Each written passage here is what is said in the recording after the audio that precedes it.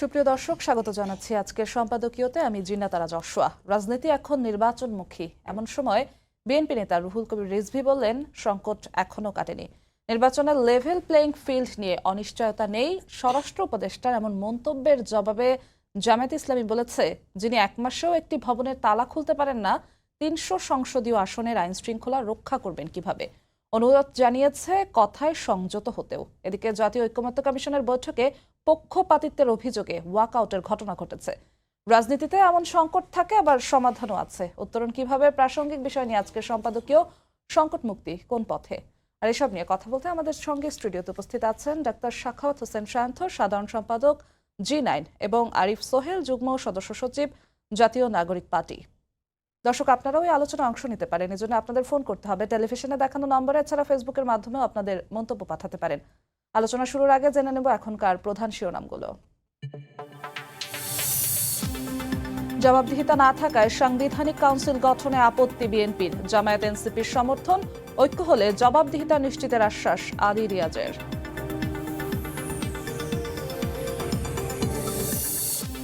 আইন ভঙ্গ করেছেন ইশরাক হোসেন। মেয়রের শপথ নেয়ার আইনি সুযোগ নেই বললেন আসিফ মাহমুদ। ফৌজদারি অপরাধ করলে আইনি ব্যবস্থা নেয়ার চ্যালেঞ্জ ইশরাকের।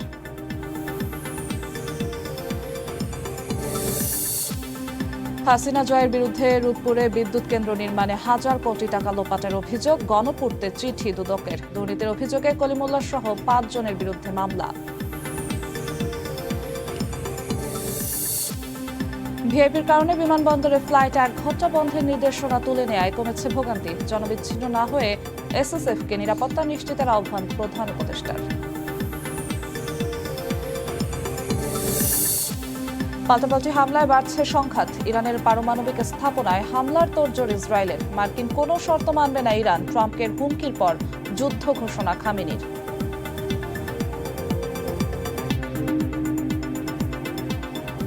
দর্শক, দেখছিলাম প্রধান শিরোনামগুলো। ফিরছি আলোচনায়। আপনাদের দুজনকে আরো একবার স্বাগত সম্পাদকীয়তে। সাখাওয়াত হোসেন সায়ন্ত, আপনার কাছে শুরুতে যেতে চাই। স্বরাষ্ট্র উপদেষ্টা বলেছিলেন লেভেল প্লেইং ফিল্ড নিয়ে কোনো অনিশ্চয়তা নেই। তার জবাবে জামায়াতে ইসলামী বলেছেন, যিনি এক মাসেও একটি ভবনে তালা খুলতে পারে না, তিনি কিভাবে ৩০০ সংসদীয় আসনে নিরাপত্তা দেবেন? এই মুহূর্তে ৩০০ সংসদীয় আসনে আইন শৃঙ্খলা রক্ষার মতো পরিস্থিতি আছে কিনা, বা একটু কঠিন করে বললে সেই সক্ষমতা সরকারের আছে কিনা? আপনাকে ধন্যবাদ, এবং যারা শুনছেন এবং সহ আলোচক সহ সবার জন্য শুভেচ্ছা। সক্ষমতার কতটা আছে সেটা কাজে গেলে বোঝা যাবে। তবে বাংলাদেশে তো একটা বিশেষ পরিস্থিতি বিরাজ করছে।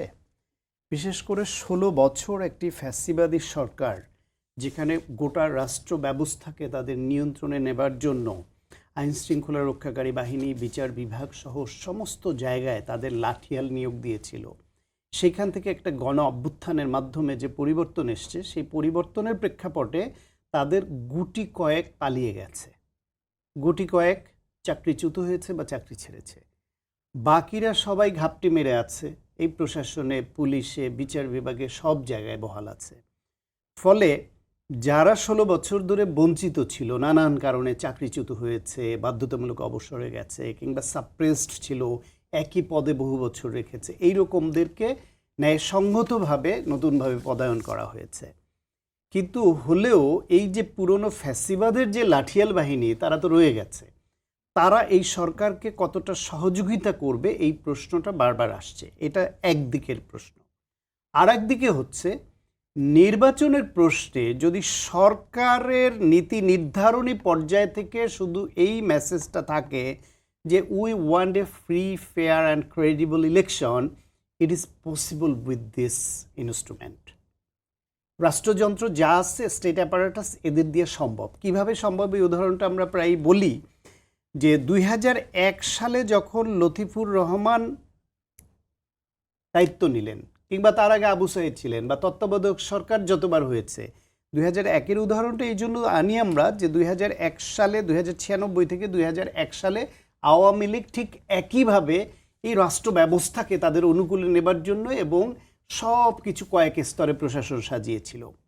সেই প্রশাসনকে প্রথম রাতেই হোমওয়ার্ক করে ৩০ জন সচিবকে তিনি সরিয়ে দিয়েছিলেন। এই যে প্রথম রাতের হোমওয়ার্কে প্রথম দিনে কার্য দিবসে যে মেসেজটা চলে গেল যে উনি কোনো রকম অ্যানোমালিজ বা ইরেগুলারিটিস উনি টলারেট করবেন না, সুতরাং আমাদেরকে এই সরকারের যে চাওয়া সেই অনুসারে একটা সুষ্ঠু নির্বাচন দিতে হবে। তখন কিন্তু মাত্র 3 মাসের মধ্যে তারা যে আওয়ামী লীগের 5 বছরের সাজানো প্রশাসন দিয়ে 3 মাসের মধ্যে ওই কেয়ারটেকার গভর্নমেন্ট যে ইলেকশনটা দিয়েছে তাতে আইন শৃঙ্খলা রক্ষা করা, একটা সুষ্ঠু নির্বাচন আয়োজন করা কোনো কিছুতেই অসম্ভব হয়নি। এবং সেই নির্বাচনে জামায়াত ইসলাম 17টা বা 18টা আসনে জিতেছিল এবং পরবর্তী সরকারের মন্ত্রী হয়েছিল। তখন তো তাদের এই প্রবলেমটা হয়নি লেভেল প্লেইং ফিল্ড তৈরি বা এই নির্বাচনের পরিবেশ তৈরি করতে। সুতরাং এখন তারা অভিযোগ এটা করতে পারে মাঠের পরিস্থিতি দেখে, আমরাও আশঙ্কা প্রকাশ করি, কিন্তু এটা ডিপেন্ড করবে নির্বাচনকালীন সরকার অর্থাৎ এই অন্তর্বর্তীকালীন সরকার তারা এবং তাদের নির্বাচন কমিশন এদের উদ্দেশ্য কি থাকে। তাদের উদ্দেশ্য যদি থাকে একটি গ্রহণযোগ্য অংশগ্রহণমূলক ভালো একটা নির্বাচন উপহার দেওয়া, আইন শৃঙ্খলা রক্ষা করা, তাহলে এটা অসম্ভব না। আর তারা যদি শৈথিল্য দেখায় বা তাদের যদি বিশেষ কোনো মোটিভ থাকে তাহলে আইন শৃঙ্খলা রক্ষাকারী বাহিনীও সেই রকম ভূমিকা পালন করতে পারে। সুতরাং সমস্ত কিছুর মূলে হচ্ছে সরকারের শক্ত অবস্থান এবং চাওয়া। সরকারের সেই শক্ত অবস্থানটা কি দেখতে পাচ্ছেন এখন? সরকারের সেই শক্ত অবস্থান অনেক ক্ষেত্রে দেখা মুশকিল এই জন্য, কারণ হচ্ছে নির্বাচন নিয়ে একটা অনিশ্চয়তা ছিল এতদিন, এখনও আছে। সেটা নিয়ে পক্ষ বিপক্ষ আছে এবং গণ অভ্যুত্থানের পক্ষের যে রাজনৈতিক শক্তি তাদের মধ্যে বিভেদ ক্রমেই প্রকট হচ্ছিল।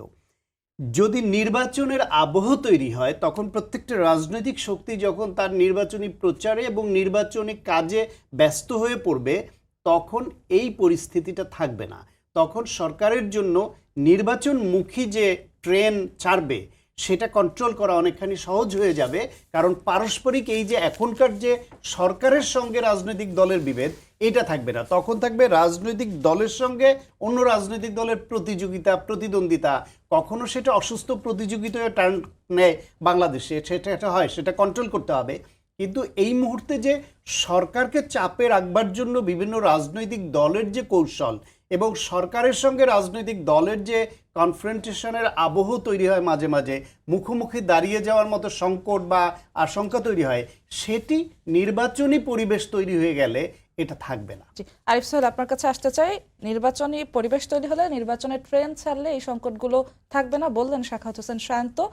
নির্বাচনের জন্য আপনার দল কি মনে করে যে নির্বাচনের ট্রেন ছাড়ার জন্য এখন প্রস্তুত দেশ? না, আমরা তা মনে করি না এবং আমাদের সেটা মনে না করার নিজস্ব কারণ অবশ্যই আছে।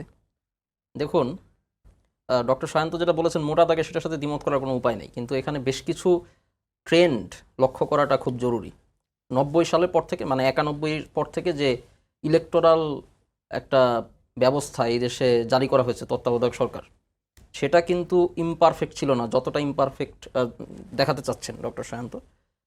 দেখুন, 2001 সালে আওয়ামীপন্থী যে আমলা তাদেরকে আপনি সাফল করলেন, দ্যাটস ফাইন, কিন্তু আপনি যদি একটু ভালোভাবে খোঁজ নেন তাহলে দেখবেন যে সেই সময় বিএনপিপন্থী আমলা যারা, তারা কিন্তু আবার এই সাফলিংয়ের মধ্য দিয়ে উঠে আসছেন।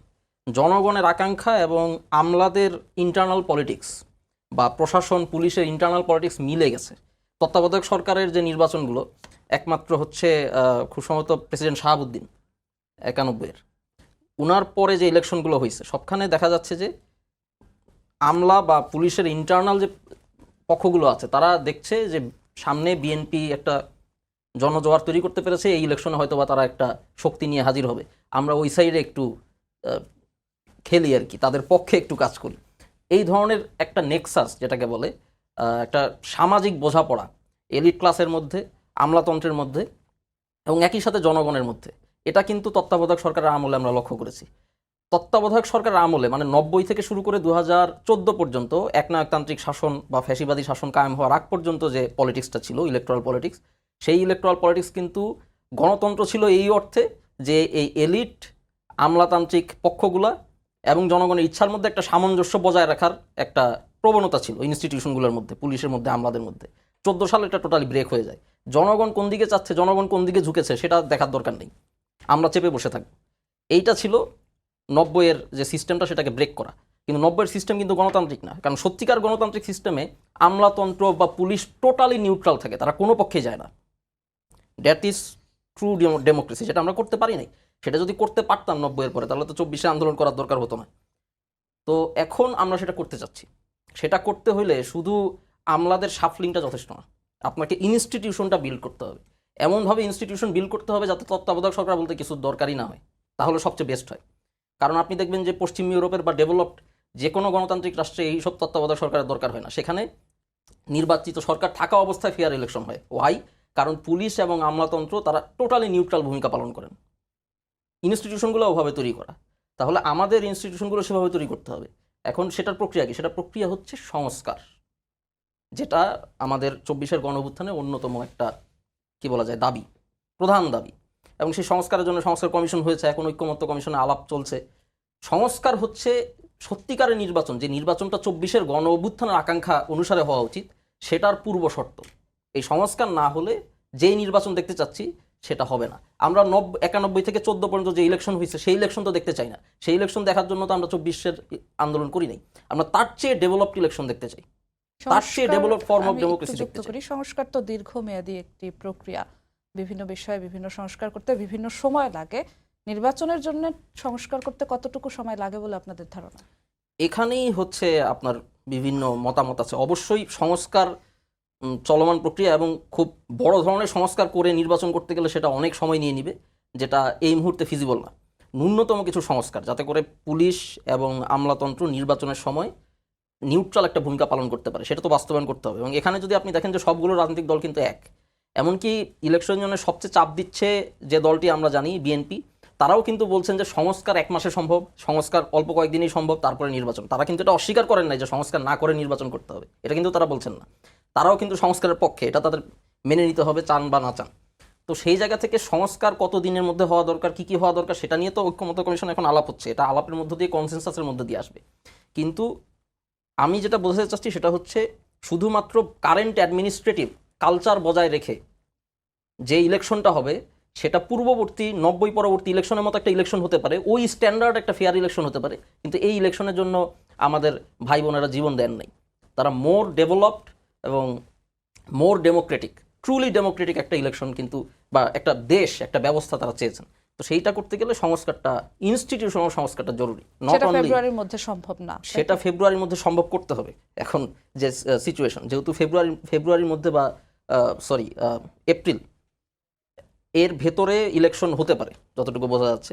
ডেফিনেটিভ আমরা তো ওইরকম ডেফিনেটিভ একটা অ্যান্সার পাচ্ছি না। ফেব্রুয়ারির কথা আবার প্রধান উপদেষ্টা মহোদয় বলেছেন, প্রথমে এপ্রিলের কথা বলেছেন। তো এর ভেতরে এটাকে সম্ভব করতে হবে, না হলে তো আসলে 24-এর গণঅভ্যুত্থানে যে আকাঙ্ক্ষা সেটা ভুলুণ্ঠিত হবে, সেটা তো আমরা হতে দিতে পারি না। জি, আপনার কাছে আবারও আসবো। সাখাওয়াত হোসেন শান্ত, আপনার কাছে আসতে চাই, এনসিপির সঙ্গে সরকারের সখ্যতা এনসিপিকে বিশেষ সুবিধা দিচ্ছে, বিশেষ সুবিধা সরকার থেকে পাচ্ছে, এমন অভিযোগ বিএনপির তরফ থেকে এসেছিল, অনেকবারই এসেছে। ডক্টর ইউনূস এবং তারেক রহমানের বৈঠকের পর যখন ফেব্রুয়ারিতে নির্বাচন হতে পারে এমন আলোচনা আসলো, সম্ভাবনার কথা আসলো, তখন এনসিপি এবং জামায়াত ইসলাম বলছে যে সরকার নিরপেক্ষভাবে সিদ্ধান্ত নেয়নি, একটি দলের মতামতকে গ্রহণযোগ্যতা দিয়ে সরকার নিরপেক্ষতা হারিয়েছে, এমন মন্তব্য করেছেন জামায়াত ইসলামী। এই যে এক এক সময় সরকারকে এক এক দল বলে যে এক এক দলের বিপক্ষে, এক এক দলের পক্ষে, এতে কি মনে হয় যে সরকার এক এক সময় এক এক দলের পক্ষ নয়, নাকি সরকার নিরপেক্ষ বলেই এক এক সময় এক এক দল বলে যে সরকার নিরপেক্ষ নয়? না, দেশে অনেক রাজনৈতিক দল, সবার সব সিদ্ধান্ত সবসময় পছন্দ হবে না, এবং এক একটা রাজনৈতিক দলের এক একটা কৌশল থাকে। রাজনীতির কৌশল এক এক দল এক একভাবে অবলম্বন করবে, সেই হিসেবে ভিন্ন মত থাকবে, সমালোচনা থাকবে। সরকারের বিরুদ্ধে প্রত্যেকেরই কম বেশি সমালোচনা আছে এবং থাকবে, কারণ ড্রাইভিং সিটে তারা। এই সমালোচনা মেনে নিয়েই সরকারকে সব পক্ষকে অ্যাকোমোডেট করে তাদের সিদ্ধান্ত বাস্তবায়নের দিকে যেতে হবে। এখন ধরেন এই যে যেটা বললো যে 91 সালে নির্বাচন ছাড়া আর বাকি কোনোটাই ইমপারফেক্ট ছিল, এটা না। কিন্তু 91 সালের যেই নির্বাচনটা হয়েছিল সেটাও কিন্তু স্বৈরাচারী এরশাদের 9 বছরের সাজানো একটা প্রশাসনের পরে পরিবর্তিত পরিস্থিতিতে নির্বাচনটা হয়েছিল শাহাবুদ্দিন আহমেদের অধীনে, এবং সেইখানে কিন্তু নতুন করে কোনো নিয়োগ দেওয়া সম্ভব হয় নাই, বা 10-20 বছরের পুরনো কোনো অফিসারকে এনে বসানো হয় নাই। 9 বছর এরশাদ ছিল, এবং সেই এরশাদ প্রশাসনের লোকদেরকেই জাস্ট রিশাফল করেছে এবং নির্বাচন। আমি বলতে চাচ্ছি যে সেটি হলো সরকারের পরিচালনার দায়িত্বে যারা থাকে সেই উপদেষ্টা বলেন বা মন্ত্রী পরিষদ বলেন, তারা যদি সৎ হয়, তাদের ইচ্ছাটা যদি সৎ হয় যে আমরা মানুষের কাছে গ্রহণযোগ্য ভালো একটা নির্বাচন উপহার দিতে চাই, এটা সম্ভব। আমি শুধু এটা বলছি, সেই ক্ষেত্রে সংস্কারের যতটা সম্ভব বাস্তবায়ন হবে। বিএনপির সংস্কার চায় বা না চায় এই প্রশ্ন একেবারেই অবন্তর। আজকে সংস্কারের কথা যারা বেশি করে বলছে, তারা সংস্কার শব্দ শেখার আগে বিএনপি এই সংস্কার চেয়ে পুস্তক প্রকাশ করে বিতরণ করেছে, দাবি তুলেছে। বিএনপি প্রথম ভিশন 2030 প্রকাশ করেছে বেগম খালেদা জিয়া। বিএনপি তারপর নিজেরা 27 দফা প্রণয়ন করে রাষ্ট্র মেরামতের রূপরেখা দিয়েছে। তারপর সমমনা অন্যান্য ডান বাম সব দলের সঙ্গে আলোচনা করে সেটাকে 31 দফায় উন্নীত করেছে। বিএনপির ওই চাওয়াটাই চূড়ান্ত না, পরিবর্তিত পরিস্থিতি তার সঙ্গে অনেক যোগ হয়েছে।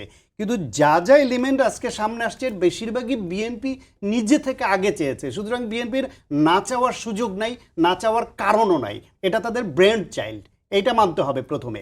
তারপরের কথা, এই গণঅভ্যুত্থানকে নিয়ে এই যে পোলারাইজেশন এবং এই যে মানে নিজের বাক্সে সব ভরার প্রবণতা, এইটা গণঅভ্যুত্থানের পক্ষের শক্তিগুলোর মধ্যে বিভেদ বাড়িয়েছে বিভিন্ন সময়, আজকেও তাই বাড়াবে। 24-এর গণঅভ্যুত্থানের চাওয়া এটা ছিল না, স্পিরিট এটা ছিল না। গণঅভ্যুত্থানের চাওয়ার বাইরে কি বিএনপি? এই বিএনপি, জামায়াত ইসলাম এবং অরাজনৈতিক যারা ছিল প্রত্যেকের কন্ট্রিবিউশন আছে, ডান বাম ফ্যাসিবাদ বিরোধী সকল শক্তির কন্ট্রিবিউশন আছে। এবং সবচেয়ে বড় কন্ট্রিবিউশন, সবচেয়ে বেশি ক্যাজুয়ালিটি, 16 বছর ধরে গুম খুনের শিকার হওয়া, 16 বছর ধরে নিপীড়নের মুখে পড়া, জেল হামলা মামলার শিকার হওয়া, সবচেয়ে বেশি যে দুটি দল করেছে, একটা বিএনপি আর একটা জামাত ইসলাম।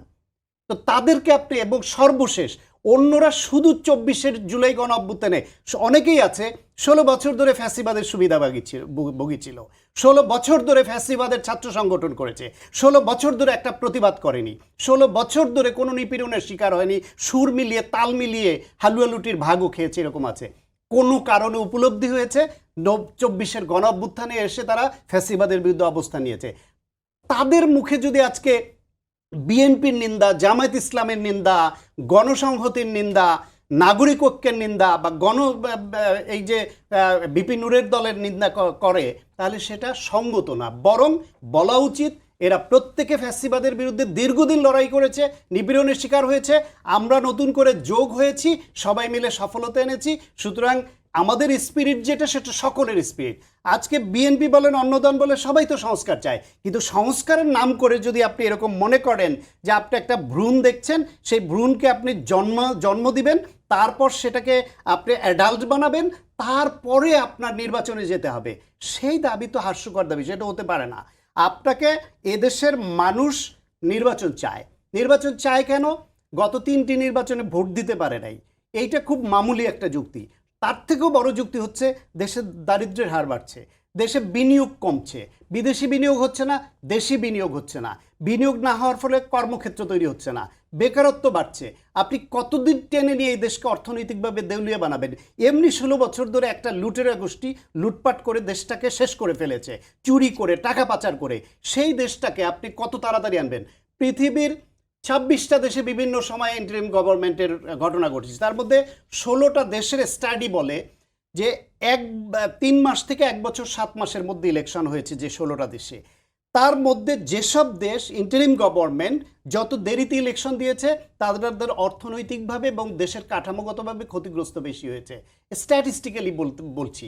এবং যেই দেশ যত দ্রুত নির্বাচন দিয়ে তারা গণতান্ত্রিক পদ্ধতিতে ফিরে গেছে, তাদের অর্থনৈতিক ক্ষতি কম হয়েছে। কারণ একটা লোক বিনিয়োগ করবে, বিনিয়োগ করবার সময় তার কিছু ইকুয়েশন থাকে, সে এতগুলো টাকা বিনিয়োগ করবে। যেই সরকার পরিচালনা আসে তাদের সঙ্গে নেগোসিয়েশনে যেতে হয়, তাদের পলিসি মানতে হয়, তারপর বিনিয়োগ করতে হয়। সেই বিনিয়োগ করবার সময় সে ভাবে যে 1 বছর পর 6 মাস পরে সরকার পরিবর্তন হলে তাদের পলিসির সঙ্গে আমার পলিসি মিলবে কিনা, ওই সময় আবার আমার তাদেরকে ভিন্ন সুবিধা দিতে হবে কিনা, কিংবা আমি যেই পলিসি যেই প্রোডাক্ট তৈরি করব নিয়েছি, সেই প্রোডাক্টের ব্যাপারে ওই সরকারের নীতিগত সিদ্ধান্ত কি হবে। ফলে কেউ বিনিয়োগ করে না, দেশীয় না বিদেশীয় না। আর একটা দেশে বিনিয়োগ বন্ধ থাকলে সেই দেশের অনেক স্ট্রাকচার ভেঙে পড়ে। সুতরাং ভোটের দাবি, রাষ্ট্রের অর্থনৈতিক কাঠামো, আইন শৃঙ্খলা সমস্ত কিছু বিবেচনায় নিয়ে যত দ্রুত নির্বাচন হবে তত ভালো। সেই নির্বাচন করবার জন্য ওই 16টি দেশের মধ্যে প্রত্যেকটা দেশে একটা কমন সংস্কার করেছে, সেটা হলো নির্বাচন কমিশন সংস্কার। তারপরে তারা করেছে অর্থনৈতিক সংস্কার, তারপরে তারা করেছে এই যে আপনার বিভিন্ন রকমের এই প্রাতিষ্ঠানিক রিফর্মগুলো যারা যারা টুকটাক করেছে, সংবিধান সংস্কার আংশিকভাবে চেঞ্জ করেছে সবগুলো দেশ, সম্পূর্ণভাবে চেঞ্জ করেছে মাত্র দুটো দেশ। তা বাংলাদেশ তো বিশ্বের বাইরে না। আপনি উদাহরণগুলো স্টাডি করেন, দেখেন কোন পদ্ধতিতে কেন কোন দেশ গেল, কারা লাভবান হয়েছে, কারা ক্ষতিগ্রস্ত হয়েছে। আপনি এমন কোনো অজুহাত আনবেন না সামনে যাদের আপনি নির্বাচন বিলম্বিত হতে পারে। নির্বাচনের মতো নির্বাচন হবে, যেই বিষয়ে ঐক্যমত্য হবে না সংস্কারে, ভোটারের কাছে যাবেন, গিয়ে বলবেন যে আমরা এই সংস্কার দেশের স্বার্থে চেয়েছিলাম, ওই দল চায়নি, আপনারা আমাদের ভোট দেন, আমরা ক্ষমতায় আসলে অবশ্যই এই সংস্কার করব, আপনাদের পক্ষে কাজ করব। সেটা আপনার ভোটের টুলস হবে। আপনি কেন আগ বাড়িয়ে আগে বলবেন এটা না হলে ইলেকশন হতে দিব না, ওটা না হলে ইলেকশন হতে দিবে না? এই দাবি তো এদেশের মানুষ মানবে না। ঠিক, আপনার কাছে আরিফ সোহেল, নির্বাচন কমিশন হচ্ছে একদম বেসিক জায়গাটা নির্বাচনের জন্য যতটা দরকার। নির্বাচন কমিশন নিয়েও আপনাদের অনেক সংশয় আছে, আপনারা বিভিন্ন সময় কথা বলেছেন, নির্বাচন কমিশনের সামনে গিয়ে আপনারা আন্দোলন বা মানববন্ধ যেটা বলি সেটা করেছেন। আপনাদের কি মনে হয় যে বেসিক জায়গাগুলোতেই ঘাটতি রয়ে যাচ্ছে? অবশ্যই ঘাটতি তো রয়ে গেছে, বিশেষ করে নির্বাচন কমিশন তৈরি হওয়ার যে প্রক্রিয়াটা সেটা যদি আপনি দেখেন, নির্বাচন কমিশনের সংস্কার প্রস্তাবনা কিন্তু নিয়ে এখনও আলোচনা হচ্ছে, অথচ নির্বাচন কমিশন একটা আছে এবং সেটা কাজ করছে পুরনো উপায়। তাহলে এটা কি একটা দ্বান্দ্বিক অবস্থান না অন্তর্বর্তীকালীন সরকারের? নির্বাচন কমিশন আপনি নতুন করে তৈরি করতে চাচ্ছেন, সেটা রূপরেখা তৈরি করছেন, সংস্কার কমিশন দিয়ে সেটা নিয়ে রিপোর্ট করলেন, আপনি সবগুলো রাজনৈতিক দলের সাথে আলাপ করছেন, আবার এর মধ্যেই একটা নির্বাচন কমিশন কিভাবে গঠিত হয়ে গেল সেটা আবার ফাংশনও করছে। তাহলে আপনার যে সংস্কারকৃত নির্বাচন কমিশন সেটা কবে আসবে? আর সেই সংস্কারকৃত নির্বাচন কমিশনের অধীনে যদি নির্বাচনটা না হয়, তাহলে কিভাবে এই নির্বাচনটাকে 24-এর গণঅভ্যুত্থান একটা ফসল হিসেবে আমরা ধরে নিব? এই প্রশ্নটা তো এখানে খুব গুরুত্বপূর্ণ হয়ে দাঁড়ায়। এবং শুধু নির্বাচন কমিশন না, আসলে পুলিশ সহ অন্যান্য প্রতিষ্ঠানও অত্যন্ত দরকারি, যেটা ডক্টর সায়ন্ত বলেছেন। এখানে খুব গুরুত্বপূর্ণ কিছু কথা আছে, 16টা দেশের কথা তিনি বলেছেন। এখানে আমি অবশ্য ব্যক্তিগতভাবে জানি না 16টা দেশের পাওয়ার ট্রানজিশনটা কিভাবে হয়েছে, কিভাবে আসলে ইন্টারিম গভর্নমেন্ট আসার মতো একটা প্রেক্ষাপট হলো। সবগুলো নিশ্চয়ই বাংলাদেশের মতো না। আপনার বুঝতে হবে বাংলাদেশে এমন একটা ঘটনা ঘটেছে যেটা আসলে একটা ঐতিহাসিক ঘটনা। যেমন জনগণ গিয়ে গণভবন, মানে রাষ্ট্রের সর্বোচ্চ নির্বাহীর বাসভবন ভেঙে ঢুকে যাওয়া, এইটা যে কোনো দিক থেকেই রাশিয়ান রেভলিউশন, ফ্রেঞ্চ রেভলিউশনের সাথে তুলনা করার মতো একটা ঘটনা। এটাকে আপনি ছোটোখাটো ঘটনা বানাতে পারবেন না। যদি বানাতে চান তাহলে সেক্ষেত্রে জনগণের আকাঙ্ক্ষাটা ভুলুণ্ঠিত হবে। এরপরে যে গভর্নমেন্টটা আসবে সেটা অবশ্যই জনগণের পপুলার সভরেন্টি, যেটা আমরা বলি পলিটিক্যাল থিওরি ডেমোক্রেসির একমাত্র উৎস, সর্বোচ্চ উৎস, জনগণের সার্বভৌম আকাঙ্ক্ষা। সেই আকাঙ্ক্ষা একটা গণঅভ্যুত্থানের মধ্য দিয়ে প্রকাশিত হয়েছে। তো এরপরে যে ইন্টারিম গভর্নমেন্টটা আসছে সেটা কি ওই 16টা দেশের সাথে সবগুলোর সাথে কম্পারেবল, নাকি এখানে অন্যরকম কোনো একটা দাবি আছে? বাংলাদেশ কি যে দুটো দেশ আমূল সংস্কার করেছে সংবিধানের, সেগুলোর চেয়ে অন্যরকম কোনো পরিস্থিতিতে আছে, নাকি তার চেয়ে এগিয়ে আছে বাংলাদেশ? বাংলাদেশে যে ঘটনাটা ঘটেছে সেটা তো আমরা এটাও বলতে পারি যে বৈশ্বিকভাবে তৃতীয় বিশ্বের দেশগুলোতে গণ অভ্যুত্থান বা বিপ্লবের যে ইতিহাস, সেই ইতিহাসের সর্বশেষ সংযোজন এবং সবচেয়ে গুরুত্বপূর্ণ সিগনিফিকেন্ট সংযোজন এখন পর্যন্ত রিসেন্ট ইতিহাসে। তো সেই লেন্স থেকে তো আপনার এটা দেখতে হবে। বিনিয়োগের যে লজিকটা উনি দিলেন, সেই লজিক দেখলে তো আওয়ামী লীগই ঠিক ছিল। একই সরকার 20 বছর ধরে দেশ চালাচ্ছে, একই পলিসি, এখানে তো কোনো বাধা নেই। দেখুন, আমাদের দেশের সমস্যাটা এটা ছিল যে গভর্নমেন্ট চেঞ্জ হলে পলিসি চেঞ্জ হয়ে যায়। আপনি দেখবেন যে উন্নত রাষ্ট্রগুলোতে সেখানে ইনস্টিটিউশন এতই স্ট্রং থাকে যে আমাদের অর্থনীতি কীভাবে পরিচালিত হওয়া উচিত সেটা খুব সুন্দরভাবে তারা তৈরি করছেন, সেখানে এক্সপার্টরা কাজ করছেন। গভর্নমেন্ট চেঞ্জ হয়, এক্সিকিউটিভ চেঞ্জ হয়, অ্যাডভাইজার চেঞ্জ হয়, কিন্তু ইকোনমিক পলিসির একটা কন্টিনিউইটি থাকে। আমেরিকাতে ডেমোক্রেটিকরা চলে গিয়ে রিপাবলিকানরা চলে আসলে টোটাল ইকোনমি ডেভাস্টেটেড হয়ে যায় না, পলিসিগুলো একটা কন্টিনিউইটি থাকে। চেঞ্জ হলেও সেটা একটা প্রসেসের ভিতর দিয়ে চেঞ্জ হয়। আমাদের দেশে আওয়ামী লীগ গিয়ে বিএনপি আসলে সব উলটপালট হয়ে যেত। যে প্রজেক্টে 1000 কোটি টাকা বিনিয়োগ করা হয়েছে, ঠাস করে প্রজেক্ট বন্ধ হয়ে যেত, নতুন প্রজেক্ট চলে আসতো। বিএনপি গিয়ে আওয়ামী লীগ আসলে একই রকম হতো। এটা ছিল আমাদের সমস্যা। তাহলে এই সমস্যার সমাধান কি? অ্যাগেইন সংস্কার। আপনি আপনার অর্থনৈতিক প্রতিষ্ঠানগুলো এত শক্তিশালীভাবে তৈরি করবেন। এরকম প্রজেক্ট বন্ধ অন্তর্বর্তীকালীন সরকার আসার পরও হয়েছে। হ্যাঁ, সেটা দুর্নীতির জন্য। এবং বিএনপি বা আওয়ামী লীগ যে বন্ধ করতো সেটা যে দুর্নীতির জন্য করতো না তা কিন্তু না। কিন্তু যেটা বোঝাচ্ছে আলটিমেট রেজাল্টটা এটাই হতো যে পুরো অর্থনৈতিক পলিসি উলটপালট হয়ে যেত, কোনো কন্টিনিউটি থাকতো না। তাহলে আপনি আপনার দুদক বলেন আরেকটা প্রতিষ্ঠান, আপনার অর্থনৈতিক প্রতিষ্ঠানগুলোকে এমনভাবে তৈরি করতে হবে যাতে করে এই কন্টিনিউটিটা আপনি বজায় রাখতে পারেন। ভবিষ্যতে বিএনপি আসুক, এনসিপি ক্ষমতায় আসুক, বারবার ক্ষমতা চেঞ্জ হোক, কোনো সমস্যা নেই, ইকোনমিক পলিসির কন্টিনিউটিটা থাকবে। সেটার জন্য আপনার দরকার সেই রকম দুদক, আপনার দরকার সেই রকম অর্থনৈতিক প্রতিষ্ঠান, সেই রকম ব্যাংকিং ব্যবস্থা। এটা আপনি কিভাবে চেঞ্জ করবেন? সংস্কার। এগেইন আমরা ওই জায়গায় চলে আসছি। বিনিয়োগের যে সমস্যা সেটার সাস্টেনেবল সমাধান এখানে একদম লাস্টে হচ্ছে। শুধু ডক্টর সায়ন্ত ওনার একটা ঐতিহাসিক জায়গা থেকে ওনার কথার একটু রেসপন্স করতে চাচ্ছি। উনি বলেছেন যে বিএনপির ব্রেইন চাইল্ড হচ্ছে সংস্কার। এটা যে খুব একটা সত্য হিসেবে সবাই মেনে নেবে তা আমাদের মনে হয় না। বিএনপি যখন নির্বাচনী রাজনীতির মাধ্যমে আওয়ামী লীগকে হটানোর কথা বলছিল, তখন রাষ্ট্র সংস্কারের কথা অনেক ছোটোখাটো গ্রুপ বলে এসেছে, যেমন রাষ্ট্র সংস্কার আন্দোলন, পরবর্তীতে এটা গণসংহতি এবং গণতন্ত্র মঞ্চ বলে এসেছে। তাদের সাথে দফায় দফায় আলাপ আলোচনার পরে বিএনপি রাষ্ট্র সংস্কারের প্রজেক্টটা তাদের দলীয় প্রজেক্টে অ্যাডপ্ট করেছে। না, ভুল এবং তথ্য দিচ্ছেন, ভুল তথ্য তারপর দিচ্ছেন। একটু কারেকশন হ্যাঁ, দেই। আপনি কারেকশন দিন। বিএনপি 27 দফা দিয়েছিল। সেই 27 দফার পরে অন্যান্য সংগঠন যারা সমমনা যুগপৎ আন্দোলন করছে বা জি। ফ্যাসিবাদ বিরোধী আন্দোলনে যুক্ত হবে, তারা বলেছে এই 27 না, আমাদেরও কিছু সুপারিশ আছে।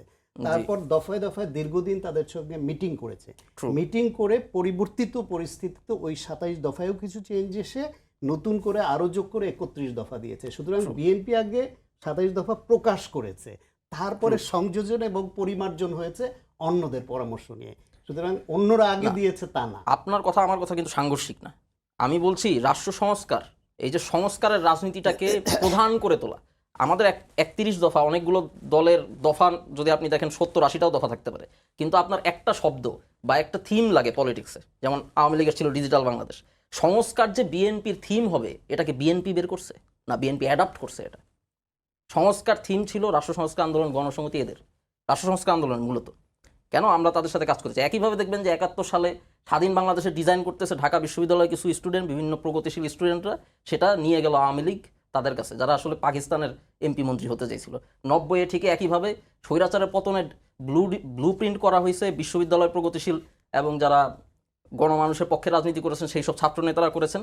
এইটাও চুরি করে নিয়ে গেছে রাজনৈতিক দলগুলো। তারা দাবি করেছে না, এটা তো আসলে আমরাই করেছি। এটা ঐতিহাসিকভাবে এটা হয় এবং এটা আমরা মেনে নিচ্ছি, কোনো সমস্যা নেই। কিন্তু এটুকু বুঝতে হবে, বিএনপি দাবি করুক এটা তাদের ব্রেন চাইল্ড, আমাদের কোনো সমস্যা নেই। কিন্তু বিএনপি তার এই বক্তব্যে আন্তরিক হোক, সত্যিকার অর্থে সংস্কারটা তারা করতে সহায়তা করুক ইন্টারিম গভর্নমেন্টকে। সেটার জন্য যদি সময় লাগে তারা সরকারকে সময় দিক, এটাই হচ্ছে আমাদের বক্তব্য। জি, বিএনপি আন্তরিক কিনা সেই প্রশ্নটাও থাকলো। সাথে আরেকটি প্রশ্ন, শাখাওয়াত হোসেন শান্ত, রুহুল কবির রিজভী আজকে বলেছেন সংকট এখনো কাটেনি। বিএনপি ডিসেম্বরে যখন নির্বাচন চেয়েছে, ডক্টর মোহাম্মদ ইউনূস বলেছেন, অন্তর্বর্তী সরকার বলেছে এপ্রিলে হবে। তারপরে তারেক রহমানের সঙ্গে বৈঠকের পর ফেব্রুয়ারিতে যখন আসলো সম্ভাবনার কথা, তখন বিএনপির মধ্যে স্বস্তি দেখা গেল। এরপর আসলে কি কি সংকট মনে হয় যে থাকতে পারে? না, সংকট তো বহুমুখী বাংলাদেশের মতো রাষ্ট্রে সবসময় থাকে, আছে, থাকবেও। আর আরেকটা জিনিস হলো, যেটা প্রশ্ন তুলেছিল যে 16টা দেশের কথা আমি বলেছি, সেখানে তার মধ্যে অনেক দেশই গণ অভ্যুত্থানের মাধ্যমে সরকারের পতন হয়েছে। যেমন তিউনিসিয়ায় গণ অভ্যুত্থান ও স্বৈরশাসকের পতন হয়েছে, আপনার শ্রীলঙ্কার উদাহরণ আছে, থাইল্যান্ডের উদাহরণ আছে। এরকম বহু দেশই গণ অভ্যুত্থানের মাধ্যমে স্বৈরশাসকের পতন হয়েছে, তারপর অন্তর্বর্তীকালীন সরকার গঠন হয়েছে। সেই সরকারগুলোর পর্যালোচনা করেই দেখা গেছে যে যারা ওই অন্তর্বর্তীকালীন সরকার যত দীর্ঘ হয়েছে তাদের সংকট তত বেড়েছে, এটা কথা। এখন সংস্কারের প্রশ্নে বিএনপি ডেফিনেটলি আন্তরিক। এখন এই আন্তরিকতাটা তো দৃষ্টিভঙ্গির বিষয়। আপনি এখন ধরেন বাংলাদেশের নির্বাচন হলে রাষ্ট্র পরিচালনার দায়িত্বে কারা আসতে পারে, এরকম একটা ধারণা বিভিন্ন দলের মধ্যে থাকে। এনসিপি যেই দলটির গণঅভ্যুত্থানের মাধ্যমে আসা গঠিত তরুণদের দল, এখন ওই দলটি নিবন্ধনই পায়নি। জামায়াত ইসলাম একটা পুরনো দল, ধর্মভিত্তিক রাজনীতি করা এবং 71-এর তাদের বিরুদ্ধে একটা অভিযোগ, গুরুতর অভিযোগ মাথায় নিয়ে রাজনীতি করছে। জাতীয় পার্টি ইলেকশন করতেই পারবে কিনা এখনও নিশ্চিত না। তারপর হচ্ছে ফ্যাসিবাদের পক্ষে 16 বছর থেকে মন্ত্রিত্ব নিয়ে বিতর্কিত একটা দল। অন্যান্য দলগুলি ওইরকম লার্জ স্কেলের না। বিএনপি হচ্ছে, জামায়াত ইসলাম এবং বিএনপি মূলত এই দুইটা দল হইল পুরনোদের মধ্যে বড় দল। আর এনসিপি এখনও সেই পরীক্ষা দেওয়ার সুযোগই পায়নি। সেই বিবেচনায় যারা অতীতের রাষ্ট্র পরিচালনা করেছে এবং এইবার নির্বাচনের মাধ্যমে রাষ্ট্র পরিচালনার দায়িত্বে যেতে পারে, তাদের যে কনসেপ্ট, তাদের যে প্রতিশ্রুতি, তাদের যে সংস্কার প্রস্তাব, আর যারা মনে করে যে আমাদের ক্ষমতায় যাওয়ার বা রাষ্ট্র পরিচালনার দায়িত্ব পাবার কোনোই সম্ভাবনা নাই, তাদের যতটা পপুলিস্ট কথা বা কনসেপ্ট তারা দিবে, এই দুইটা আপনি ম্যাচ করাতে পারবেন না। কারণ যে রাষ্ট্র পরিচালনার দায়িত্বে যেতে পারে তার মাথায় রাখতে হয়, আমি এই যে বাগাড়ম্বর করছি, আমি এই যে প্রতিশ্রুতি দিচ্ছি, আমি এই যে সংস্কারের কথা বলছি, এটা পপুলিস্ট শোনাবে, মানুষ খাবে, কিন্তু আমি ক্ষমতায় গেলে এটা আদৌ করতে পারবো কিনা বা এটা সম্ভব কিনা, এবং না পারলে জবাবদিহিতা আমাকে কিভাবে করতে হবে, খেসারত কিভাবে দিতে হবে। আর যে মনেই করে আগে থেকেই জানে যে আমার রাষ্ট্র পরিচালনায় আমার জামানত বাজেয়াপ্ত হবে 300-র মধ্যে 299টায়, সে যা খুশি তাই বলতে পারে। সেজন্য আপনি বিএনপিকে অন্য দলের সঙ্গে তুলনা করে তারা যা চাইবে সব কিছুতে সুর মিলাবে, এইটা সম্ভব না, এটা হবে না। 24কে একটা সময় একটা পক্ষ 71কে ঢেকে দিয়ে 24কে বড় করতে শুরু করেছিল, বিএনপি সেটা সায় দেয় নাই। কারণ বিএনপির গৌরব হচ্ছে 71-এ, বিএনপির প্রতিষ্ঠাতা হচ্ছেন 71-এ মুক্তিযুদ্ধের ঘোষণা দেওয়া ব্যক্তি, এবং তিনি জেড ফোর্সের অধিনায়ক, সেক্টর কমান্ডার এবং ফিল্ডে যুদ্ধ করা মানুষ। মুক্তিযুদ্ধের মাধ্যমে যেই ব্যক্তির উত্থান এবং পরিচিতি, পরবর্তীতে তার হাতে গড়া দল সে 71কে এবং সেই 71 পরবর্তী সংবিধান মেনে যারা রাষ্ট্র পরিচালনা করেছে, পরিবর্তনও করেছে, পরবর্তীতে সেটা 16 বছরে ফ্যাসিবাদ সরকার আরও কেটেছেড়ে খারাপ করেছে, কিন্তু সেই সংবিধান আবার ছুঁড়ে ফেলার কথা কেউ বলতে পারলো, বিএনপি এটা বলতে পারে না। এটা অবস্থানগত বিষয়, এটা মাথায় রাখতে হবে। বিএনপি রাষ্ট্র পরিচালনা অতীতে করেছে, এখন বাংলাদেশের সবচেয়ে বড় দল। নির্বাচন হলে, সুষ্ঠু নির্বাচন হলে তারা আবারও রাষ্ট্র পরিচালনার দায়িত্বে যাবে, এই আকাঙ্ক্ষা তারা ধারণ করে। সে কারণে তাদেরকে অনেক মেপে কথা বলতে হয়। এই যে নারী, 100 নারীর প্রশ্নে অনেকেই বলছে 100 নারীর প্রতিনিধি দরকার সংসদে, বিএনপি এটা একমত, তাদেরও প্রস্তাব, কিন্তু এর নির্বাচনের পদ্ধতি কি হবে সেটা নিয়ে কিন্তু কেউ একমত হতে পারছে না।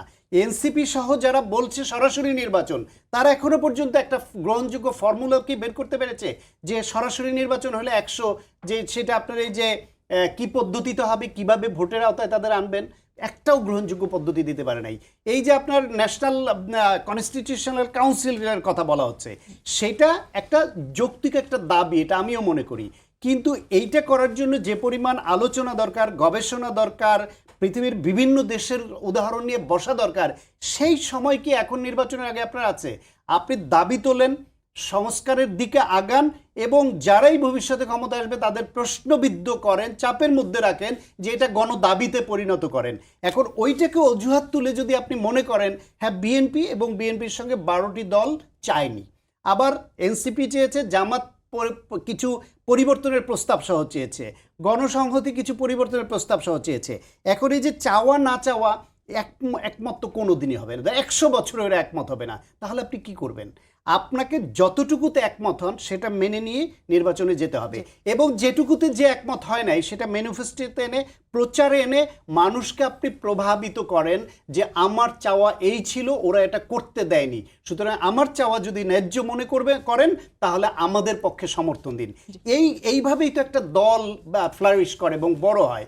এখন সেটাই না গিয়ে আপনি যদি শুধুমাত্র স্টিক করেন যে এইটা না হলে, একমত না হলে, ঐক্যমত্য না হলে নির্বাচনে যাব না আমরা এবং হতে দিব না, এটা গণতন্ত্র বিরোধী, এটা ভোটের অধিকার প্রতিষ্ঠার বিরোধী। 24-এর যে চেতনা, এই চেতনা তো গণ অভ্যুত্থানের পক্ষের প্রত্যেকটা দল ধারণ করে, প্রত্যেকটা দলের স্যাক্রিফাইস আছে। আজকে এনসিপি তারা অরাজনৈতিক হিসেবে, ব্যক্তি হিসেবে তাদের স্যাক্রিফাইস আছে, আর এই দলগুলো যারা রাজনৈতিক দল আগে থেকে, তারা রাজনৈতিক দল হিসেবে নিপীড়নের শিকার হয়ে 16 বছরের স্যাক্রিফাইস, এবং তার এন্ডিংয়ে এসে 24-এ তাদের সাংঘাতিক স্যাক্রিফাইস আছে। আপনি কেন একে অপরকে দোষারোপ করে প্রশ্নবিদ্ধ করেন? আপনার কাছে আসবো শাখাত হোসেন শান্ত। আরিফ সোহেল, যেহেতু এনসিসির কথা আসলো, জাতীয় সাংবিধানিক কাউন্সিল, সেই বিষয়ে এনসিসি গঠনের বিষয়ে পক্ষে বিপক্ষে মত দিয়েছে বেশ কিছু রাজনৈতিক দল, কিছু ভিন্নমত সহ এনসিসি গঠনের পক্ষে জামায়াত, এনসিপি, কিন্তু বিপক্ষে আছে বিএনপি। এবং এই প্রসঙ্গে নাহিদ ইসলাম বলেছে, যারা এনসিসি গঠনের বিপক্ষে তারা ফ্যাসিবাদী কাঠামোয় থেকে যেতে চান। বিএনপি কি ফ্যাসিবাদী কাঠামোয় থেকে যেতে চাচ্ছে বলে এনসিপির মনে হচ্ছে? যদি তারা এনসিসির প্রশ্নে দ্বিমত পোষণ করেন তাহলে তো এটার কনক্লুশন সেরকমই টানতে হয়। কারণ এনসিসি দিয়ে আমরা আসলে কি বলতে চাচ্ছি? আমরা বলতে চাচ্ছি যে সাংবিধানিকভাবে যে ব্যাপারগুলো জনবিরোধী, যেগুলো আসলে ফ্যাসিস্ট শাসনকে কায়েম করতে সহায়তা করেছে শেখ হাসিনাকে, শেখ হাসিনা বারবার সাংবিধানিক বিভিন্ন যুক্তি দিয়েই তো তার ফ্যাসিবাদী শাসনকে তিনি হালাল করেছেন, তিনি সেটাকে শক্তিশালী করেছেন এবং তিনি বারবার বলেছেন সংবিধান অনুসারে কাজ করুন। বিএনপিকে বারবার সংবিধান মেনে চলার তিনি নসিহত দিতেন যখন বিএনপি নির্বাচন নিয়ে প্রশ্ন তুলতো তার আমলে আমরা দেখেছি। তাহলে সংবিধানকে একটা ইনস্ট্রুমেন্ট হিসেবে ব্যবহার করা হয়েছে ফ্যাসিবাদের। তাহলে এটাই যদি হয়ে থাকে তাহলে নতুন করে যাতে আর কখনো এটা হতে না পারে এটা ইনশিওর করতে হবে। সেটার উপায় হচ্ছে এনসিসি, সাংবিধানিক কাউন্সিল। এখন সেটা যদি আপনি না চান তাহলে এটার কনক্লুশনটা দ্বারা এরকম যে সংবিধানকে মিসইউজ করার রাস্তাটা আপনি খোলা রাখতে চাচ্ছেন, তাহলে সেটা অবশ্যই গণঅভ্যুত্থান বিরোধী একটা কাজ হয়ে গেল, যেটা ডক্টর সায়ন্ত তিনিও একমত হয়েছেন। এনসিসির প্রশ্নে তিনি কিন্তু একমত যে এনসিসি প্রয়োজন।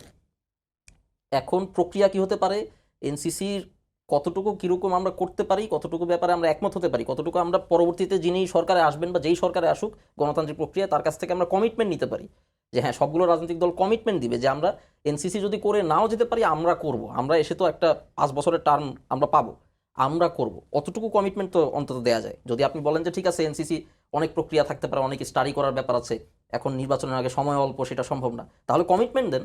আপনি যখন পাওয়ার আসবেন তখন আপনি এটা করবেন এবং আপনি প্রপার স্টাডি করে আপনি এটা স্ট্যাবলিশ করবেন একটা ইনস্টিটিউশন হিসেবে। ওই কমিটমেন্ট কোথায়? আপনি তো সরাসরি বিরুদ্ধে দাঁড়িয়েছেন, তাহলে এটা তো হলো না। তারপর তিনি আমাদের ব্যাপারেও বলেছেন যে এনসিপির ব্যাপারে যে ক্ষমতায় যাওয়ার একটা ইচ্ছা থেকে আমরা আসলে কাজ করছি কিনা। দেখেন, ক্ষমতায় যাওয়ার প্রক্রিয়াটা আগে আপনার বুঝতে হবে। ফ্যাসিবাদী কাঠামো যেটা বর্তমানে এস্টাবলিশড হয়ে আছে সেটাকে আপনার বুঝতে হবে এবং এই জায়গায় শহীদ প্রেসিডেন্ট জিয়াউর রহমান বীরুত্তমের ব্যাপারে উনি যেটা বললেন সেটাও প্রাসঙ্গিক। তার পলিটিক্স তো এখন আমরা করতেছি, তার পলিটিক্স তো বিএনপি করতেছে না। প্রথমত উনি কীভাবে পাওয়ারে আসছেন? উনি পাওয়ার আসছেন সিপাহী জনতার বিপ্লবের মাধ্যমে।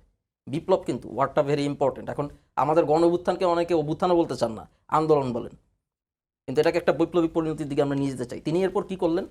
75-এর যে বাকশালী সংবিধান সেটাকে তিনি সরিয়ে দিলেন। এটা কি? এটা তো বিদ্যমান সংবিধানকে টোটালি ছুঁড়ে ফেলে দেওয়া, যেটার পক্ষে এমনকি বেগম খালেদা জিয়া তার বক্তব্য আছে যে সংবিধান আমরা ছুঁড়ে ফেলে দিব, জনগণ এই সংবিধান ছুঁড়ে ফেলে দিবে, তার স্পষ্ট বক্তব্য আছে। কারেন্ট সংবিধান নিয়ে তিনি এই বক্তব্য দিয়েছেন। তাহলে এই যে প্রক্রিয়াটা, এই রাজনীতিটা এখন কারা করছে? আমরা করছি। এটা তো আসলে বিএনপি এটা অস্বীকার করতে পারবে না। এবং ক্ষমতায় আসার প্রশ্নে যেটা দেখেন, আমাদের দেশে কি এখন নির্বাচনী ব্যবস্থা বা আমাদের দেশের রাজনৈতিক সংস্কৃতি কি এরকম আছে যে এলাকায় এলাকায় যারা সৎ, যারা চরিত্রবান তারা ক্ষমতায় আসতে পারবেন? নাকি বর্তমানে রাজনৈতিক সংস্কৃতি এমন অবস্থায় আছে যিনি যত বেশি দুর্নীতিবাজ এবং সন্ত্রাসী তিনি ভোটের রাজনীতিতে তত বেশি ভালো করার একটা সুযোগ পাবেন? আমরা খুব ভালো করে জানি এটার উত্তরটা কি। এটা তো পরিবর্তন করতে হবে। তাহলে এখন ক্ষমতায় যাওয়ার কোনো সিচুয়েশন নাই, এটা তো প্রশংসা হয়ে গেল। যেই ক্ষমতা কাঠামোতে ক্ষমতায় যেতে হলে দুর্নীতিবাজ হতে হয়, সন্ত্রাসী হতে হয়, সেই কাঠামোতে ক্ষমতায় না যাওয়ার যোগ্য হওয়াটাই তো ভালো। বরং আমরা এমন একটা কাঠামো করতে চাচ্ছি যে কাঠামোয় সৎ চরিত্রবান যারা জনগণের জন্য কাজ করবেন তাদের জন্য পাওয়ারে যাওয়াটা ইজিয়ার হয়ে যাবে, যারা দুর্নীতিবাজ সন্ত্রাসী তাদের জন্য কঠিন হয়ে যাবে। জি, রাজনীতিতে সংকট থাকে, সমাধানও থাকে, এগুলো ঠিক। এখন যে সংকট চলছে ঠিক কোন মাপের সংকট, সমাধান কি? এটি খুব বড় মাপের সংকট না, কারণ হচ্ছে এটা ফ্যাসিবাদ গোষ্ঠী বিতাড়িত হয়েছে, সেই বিতাড়নে প্রত্যেকে ভূমিকা রেখেছে, প্রত্যেকের কন্ট্রিবিউশন আছে। এখন রাজনৈতিক কৌশলের খেলা চলছে, এই কৌশলে কে কতটা গেইন করবে সেই প্রতিযোগিতা তো থাকবে এবং এটা ডেমোক্রেসিতে থাকতে হয়। কিন্তু মোটা দাগে জনগণের হাতে কিছু অধিকার ফিরিয়ে দেওয়াটা সেটা যেন বেশি বিলম্বিত না হয়। আপনি মনে করেন এই দেশে সত্যি এটা যে কালো টাকার দৌরাত্ম্য, পার্সেল পাওয়ারের দৌরাত্ম্য এবং দুষ্ট লোকদের বেশি ক্ষমতায়িত করা, এই প্র্যাকটিসটা দেশে শুরু থেকেই চলে আসছে, এখনও আছে, সেটার পরিবর্তনও আমরা চাই। এবং এই এনসিপি যেটা, এই ছাত্ররা এদের শুরুর দিকে চাওয়ার প্রতি কিন্তু সাংঘাতিক ভালোবাসাও ছিল মানুষের, কিন্তু পরে যখন, এবং আমাদের এরকম একটা আকাঙ্ক্ষা ছিল যে একটা ফ্যাসিবাদ গোষ্ঠী তো চলেই আছে, বিএনপি দেশে বিভিন্ন সময় রাষ্ট্র ক্ষমতায় ছিল, খুব গ্রহণযোগ্যভাবে মানুষের ভালোবাসা পেয়ে রাষ্ট্র চালিয়েছে এমনও তো নয়, অনেক ভুল ত্রুটি করেছে। জাতীয় পার্টি রাষ্ট্র চালিয়েছে স্বৈরাচারী কায়দায়। সুতরাং এই বিএনপি আমাদের ভরসার জায়গা বড় রাজনৈতিক দল হিসেবে। এই জামায়াত ইসলামী একটা বড় রাজনৈতিক দল, আপনি তো ফেলে দিতে পারবেন না। সুতরাং তাদের যে ত্রুটি বিচ্যুতি আছে, এমন একটা রাজনৈতিক চ্যালেঞ্জ আপনি ছুড়ে দেন যার ফলে তারা বাধ্য হয় জনগণের মনোযোগ ধরে রাখতে, সমর্থন ধরে রাখতে হলে তাদের রাজনীতি ও পরিবর্তনের জন্য। সেই বিবেচনায় এনসিপিকে আমি সমর্থন শুরুর দিকে করেছি, এখনও করব, যদি তারা একটা ছোট বিএনপি না হয়ে সত্যিকার অর্থে এদেশের মানুষের পরিবর্তনের অঙ্গীকার যে তারা করছিল সেরকম দল হয়। কিন্তু তাদের নেতা, তাদের পিএস শত কোটি টাকা কামাই করে চলে যায়। তারা যাকে থেকে নেতা বানায়, বই ছাপানোর নাম করে নিয়োগ বাণিজ্য করে শত কোটি টাকা নিয়ে চলে যায়। তাদের নেতা নারী কেলেঙ্কারিতে জড়িয়ে যায় আসতে না আসতে। এই যে সত্য মিথ্যা এটা বিবেচ্য বিষয়, কিন্তু তাদের নিয়ে এই যে প্রোপাগান্ডাগুলো ওঠার সুযোগ তৈরি হয়েছে, এমন এই বিভিন্ন অভিযোগ তো সুযোগটা তারা বিএনপি না দিতে নেতা পারে। কর্মীদের বিরুদ্ধেও আছে। আমি তো বলছি যে বিএনপি সহ অন্য ট্র্যাডিশনাল পলিটিক্সগুলো বড় দল, তাদের অনেক ত্রুটি বিচ্যুতি আছে। এনসিপির কাছে ছিল এইরকম একটা রাজনীতি কামনা যে তারা চাপে পড়ে। এনসিপির কেন 5 স্টার হোটেলে এই এই পুঁজিবাদী এই লুটেরাদের টাকা নিয়ে ইফতার পার্টি করতে হবে? তাদের কেন শত গাড়ি নিয়ে মহড়া দিতে যেতে হবে? তাদের নেতার কেন কেন পিএস এর শত কোটি টাকা দুর্নীতি করবে হাসিনার পিয়নের মতো? তারা খেয়ালই করতে পারবে না। তারা নতুন কি বন্দোবস্ত দিবে? নতুন বন্দোবস্ত দিতে হলে তাদেরকে নতুন বাংলাদেশ গড়ার যে অঙ্গীকার করেছে সেখানে আরেকটু ঘনিষ্ঠ হোক, আরেকটু ফিরে আসুক। রাজনীতির তারা এমনভাবে করুক যাতে অন্য পচা রাজনীতি যারা করতে চায় তারা চ্যালেঞ্জের মুখে পড়ে। আমার প্রত্যাশা এনসিপির কাছে জি, ওইটা। আরিফ সোহেল, একদম শেষের দিকে চলে এসেছি, যদি আমাদেরকে 1 মিনিটে বলেন সমাধান আসলে কোথায়? সংকটের সমাধান যেমন সাখাওয়াত হোসেন সায়ন্ত বলল, সমাধান আমার মনে হয় বর্তমান সমাধানটা হচ্ছে অ্যাম্বিশনে। এটা শুনতে একটু অদ্ভুত মনে হতে পারে, কিন্তু আমাদের পলিটিশিয়ানদের খুবই অ্যাম্বিশাস হতে হবে।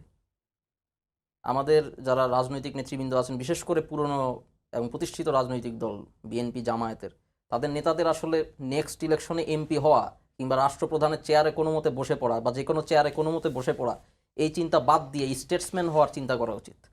আমাদের নেতাদের তো অবশ্যই, এবং আমাদের অনেক দোষ ত্রুটি আছে, সেটা ডক্টর সায়ন্ত বলেছেন।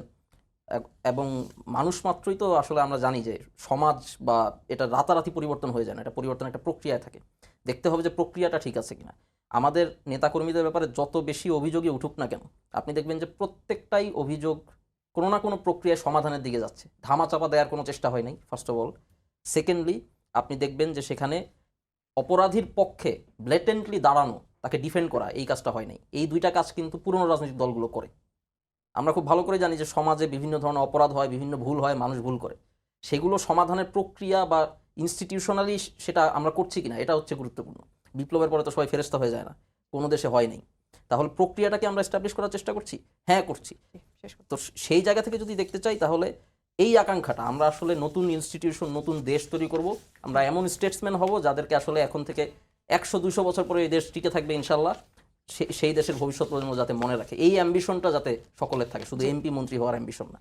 এটা হলে আমার মনে আপনাদের হয় দুজনকে সমস্যা হবে। অসংখ্য ধন্যবাদ আমাদের সঙ্গে যুক্ত হওয়ার জন্য। সবাইকে ধন্যবাদ জানিয়ে শেষ করছি আজকের সম্পাদকীয়। আগামীকাল আবারও দেখা হবে একই সময়। শুভরাত্রি।